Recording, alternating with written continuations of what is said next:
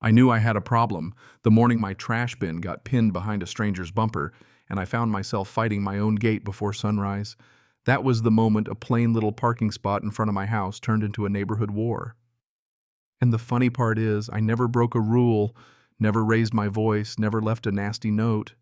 I just learned the system better than the guy who thought he could use it forever. I live on a tight block, just outside downtown. Old row houses, narrow sidewalks, iron gates, too many cars, not enough curb. Parking feels like musical chairs for tired adults. Nobody owns the street, everybody knows that. But if you live there long enough, you start recognizing the rhythm. Right in front of my place, just a little left of my gate, there's one spot that always felt perfect. Not reserved, not marked, just convenient.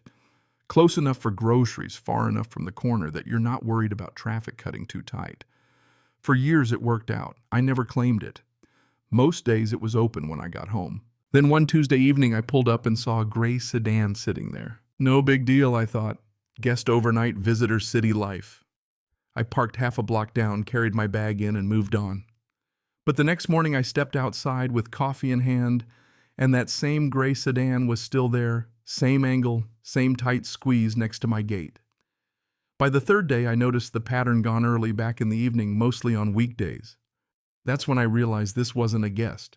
Someone was using my block as commuter parking. Now, to be fair, I wasn't instantly mad. Street parking is public, I know that.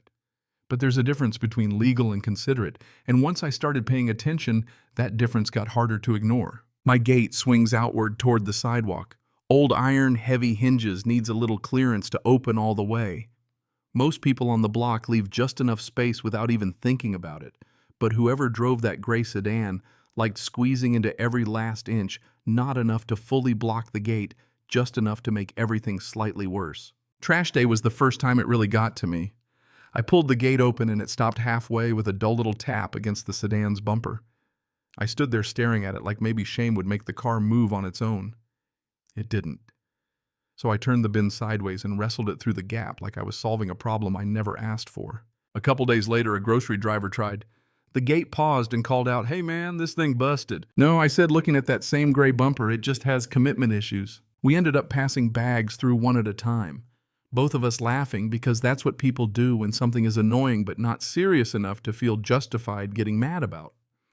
But inside, the irritation was settling in. Because once is random, twice is annoying. And after that, it starts to feel like somebody is sanding down your routine one little scrape at a time. Then came the morning that flipped the switch. I was already late, shoes half on coffee cold. I yanked the gate open and it stopped halfway again against the same damn car. And for the first time, I didn't just feel inconvenienced. I felt interrupted. There's a difference. Inconvenience is life. Interruption is when somebody else's habits start bending your day out of shape. That evening when I got home, the sedan was there again. Same angle. Same act of technical innocence.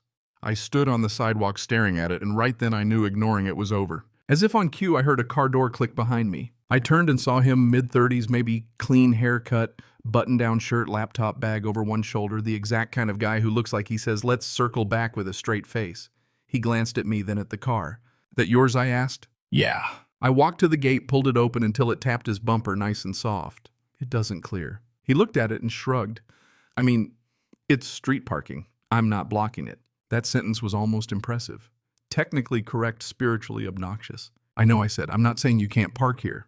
I'm asking you to leave enough room so the gate can open." He glanced down the block. "If I leave more room, somebody else takes it. First come, first serve." There it was. No apology, no hostility, just indifference wrapped in logic. He moved the car, gave me a little nod, and drove off. But standing there looking at that empty curb, I realized this wasn't really about him. If he stopped parking there, someone else eventually would. The problem was the system. A tiny flaw had gone unmarked for years, and once parking got tight enough, somebody was always going to press on it. So that night, instead of zoning out in front of the TV, I sat at my kitchen table with my laptop and started reading city regulations like a man who'd been radicalized by municipal inconvenience. Parking codes, access rules, curb markings. Somewhere between a city PDF and a very angry neighborhood forum, I found it an access protection marking. Not a reserved spot. Just a legal curb marking the city could add if a gate needed clearance and parked cars were interfering with access. Not the whole space, just enough to keep the entrance usable. That was the first moment I felt something better than irritation. I felt control. The process was simple. Fill out a request, pay a small fee, upload a rough diagram showing the gate swing and how much space it needed. That was it. So I drew the world's saddest little sketch, uploaded it, hit submit, and waited. For the next couple of weeks, nothing changed on the surface. The gray sedan kept showing up. Every time the iron stopped short, I'd tell myself the same thing. Temporary. Something is already in motion. Then one morning, earlier than usual, I woke up to engines humming outside, metal clanking voices bouncing off brick. I stepped onto the porch with coffee in hand, and there they were. 2 city trucks, orange cones workers in reflective vests, measuring the curb in front of my gate. One guy looked up, nodded once, and kept working. They measured, marked, and then one of them crouched and pulled a bright, fresh line along the curb. That line was maybe a few feet long, but it was perfect. Not the whole spot, just enough room for my gate to open without kissing some commuter's bumper. Standing there in my socks with cooling coffee in my hand, I felt something better than revenge. Relief. Because the boundary I'd been trying to explain with words was finally visible. That evening, the gray sedan was gone. Nobody parked in that tight little gap anymore. Cars still lined the street, engines still hummed, but when I walked up and pulled my gate open, it swung all the way out. Smooth, easy, no resistance. I stood there holding it open longer than necessary, and I won't lie, it felt amazing. I thought that was the end of it. Then a few days later, there was a knock on my door. Not the driver. Different guy. Early 40s blazer, over a t-shirt, clean sneakers, polished in that casual, expensive way. He had the kind of smile people wear when they want to stay civil while discussing something inconvenient. "You requested the curb marking," he asked. "I did." He nodded. "I manage operations over at Redwood Collective." And just like that, the whole thing snapped into focus. The sedan guy hadn't been special at all. My block had become overflow parking for the co-working space on the corner. Not one commuter, a steady stream of them.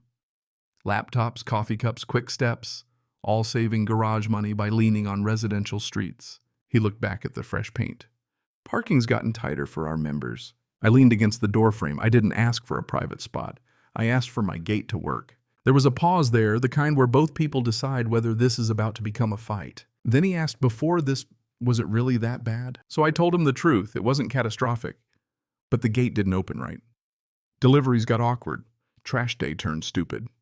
And when the same inconvenience happens over and over, it stops feeling random and starts feeling like you're expected to fold your life around somebody else's convenience. Then he nodded once. "That's fair." No pushback, no guilt trip, just that's fair. He thanked me and left. About a week later, I ran into another guy from the co-working crowd.